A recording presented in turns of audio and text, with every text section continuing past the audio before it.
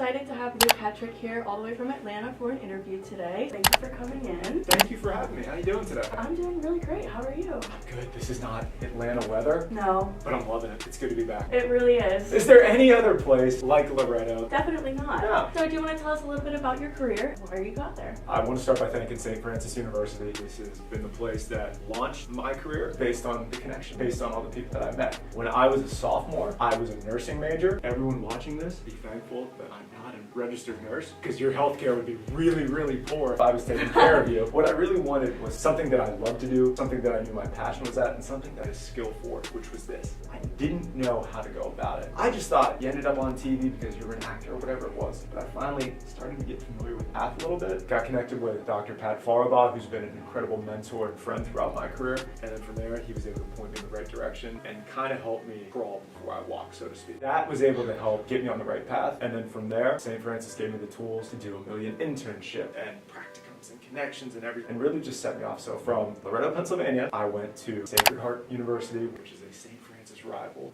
Did a one-year master's program. From there, made the transition from New England to the Deep South. A little bit of a stark transition to Macon, Georgia. Spent 2 years there. Spent some time in Atlanta. Spent 5 years in Orlando, Florida, which was incredible. Going to Disney, going to Universal, doing everything there. I've been Florida beaches. And then my girlfriend is now a news anchor in Atlanta. I followed her up. So I've been in Atlanta for a year and a half, and it all traces back to St. Francis. Everything I do in this business is connection-based, people-based, developing those relationships. St. Francis taught me that and how to foster those. So I'm very grateful for it. What kind of internships did you get involved in while you were here? What internships didn't I do? See, that's a good piece of advice too. Yeah, So get your internships in. Part of that is I had to learn what I didn't like, what I wasn't going to be good at. Doing a million internships, and it wasn't a million, it was like 3. I was a writer for a local sports paper, or a section of a sports paper here. I interned at ESPN Radio in Altoona and State College for a year and a half, and I also interned at WJAC, the NBC affiliate in Johnstown. That's what I did when I was here, and it kind of got me on the path of learn how to write for radio, learn how to write for TV, putting that all together. Still have all those transferable skills from way back when, carried me forward to this. What extracurriculars were you involved in at school?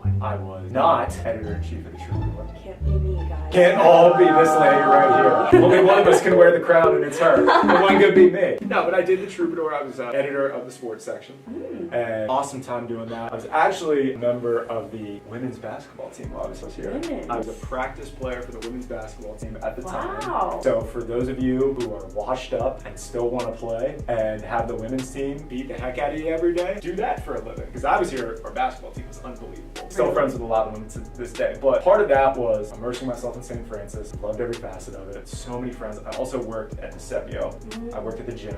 If you didn't bring your swipe, get out. You couldn't wear cutoffs. I don't know if that Still can't. Still can't wear cutoffs? No, come on, get with the time. But yeah. They tried. They did try. Didn't work. Can't wear cutoffs, guys. You can't do that. So those were the extracurriculars I did. Had an awesome time doing it. Good. Does LPG count as an extracurricular? I think for me it does. Yeah, that's right. I was a card-carrying member at LPG. Yes. What advice would you give people who are graduating? Be authentic. Be authentic. Be yourself. Where we're at in terms of media, and this applies to all industries, you need to be yourself. You need to showcase who you are. People want to hire you. We're going to know on the resume what you can do. It's going to say St. Francis University, bachelor's degree from there, master's, whatever. That carries a lot of weight. But people want you, people want Maddie, people want Veronica, people want Sam. People want to know who you are. Be yourself. A lot of people can spot phonies. So what you want to do is be yourself. Learn to say yes. Probably my biggest piece of advice. Learn to say yes to figure out what you like, what you don't like, and kind of helps carve your path from there. So you mentioned that you had a lot of connections in your talk when you talked to social media strategies. How important are those connections whenever you're building your career?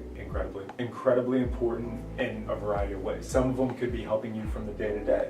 You know, part of those connections that I have in my job are sources that I need to break news, to confirm information, people that don't want to go public but have the information that could be useful. That's part of it. Other parts of it is doing the job task day to day, having people lend a helping hand, and then advancing in my career. But also the connections work the other way too. How can I help someone else out? How can I advance someone else's career? Do what I can for them. Because for me, St. Francis paid it forward for me. I'm paying it back by doing the same. I definitely agree with that. With being a senior, I've made a bunch of connections, again, due to all the professors here. Hey girl! Yeah, especially Pat and Dr. Rhodes and everything. But last question, what's your favorite memory at St. Francis University? Favorite memory? Okay. Story time.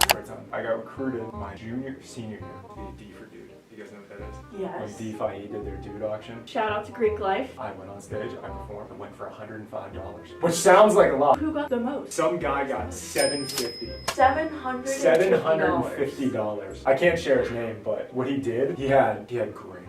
And he was It's the hair. And he was like 6'5", which if you're looking for a man 6'5" in finance, plays guitar, long hair, he was that guy, okay? Yes. And he got up there and sang Wagon Wheel. Oh my gosh. So he went for $750. Did I contribute to that? Yes, because he was that wonderful. Did I help pay for the date? Yes, I did. That's a good move. But that was probably my favorite memory. I had to go on stage, sell myself, and then the world ended up paying people back for having to watch that, so I apologize. But that was my favorite while I was here. We'll say my favorite memory overall from St. Francis. 2017, St. Francis men's basketball team is in the NEC tournament. They win a game, crazy shot, half court shot that goes around the basket, pops out, pops in. I was anchoring sportscast in Macon, Georgia, and at the end of the show, the news anchor, meteorologist, and myself were all at the desk. It's called crosstalk for about 30 seconds. Well, I showed that clip. I just said, hey, check out this crazy thing, and shameless plug, my alma mater, showed the play, everyone went nuts. I was like, St. Francis does not get national exposure, but I will give it to them. Crazy shot, and I shouted out the owner of LPG, Russ at the time. I was like, drinks on the house tonight. Well, apparently it got like 100,000 views on social media. Russ messages me a couple days later and he's like, you have no idea what that's done for business. People have been coming, everyone's talking about the video, and he was like, you got a free drink whenever you come back. You're back. He doesn't know that anymore. Did you have to sign your life away on your 21st? They made me do that. What did you say? Where it's like, you have to confirm you're 21. I did go to Castle for my 21st. I never went to the castle in my entire time. That was my only time to go because Really? my 21st was Monday. So I couldn't go to LPG. I had to go to Castle. So what I would do, idea for anyone out there, I'd make a little extra money in college. So the bus to the castle leaves at like what, 9:30, 9:45? Do they still do buses at the castle? Not that I know. I want to go home. I want to go home. Like at 9:30 and 9:45, there'd be like 50 people on the bus that would all go into the castle and they're all waiting in line for drinks. So got the smart idea. I would take all my friends in my beat down Jeep Compass. We'd throw people in the hatch. I would drive like 15 people at a time, and I'd drive them there like 15 minutes earlier before the buses. They'd each get like 2 or 3 drinks. I made a lot of money doing that. And then I'd pick them up. I was Uber before Uber. We don't even have Ubers here. Were you involved in Greek life at all? No, I did get recruited to teach. Okay. You kind of give me frat boy vibes in the nicest way possible. The nice frat guys, yeah. Guys that do charity, that was me. Most people tell me I'm a bro on air. Yeah, I saw in the edits that we watched and on YouTube, your reels, someone said... How many times has Pat played that? No, that was the first time I saw that. Whatever, there's countless memories. Some I cannot share on it, but St. Francis University, best 4 years of my life. Happy I went here. It's been incredible to me. I'm so thankful for everyone who's made the connections, for giving me the opportunity. Thank you for having me back. All right, well, thank you guys for watching this. Stay tuned for more content on Mentorship Day. Thank you for coming. Thank you for having me.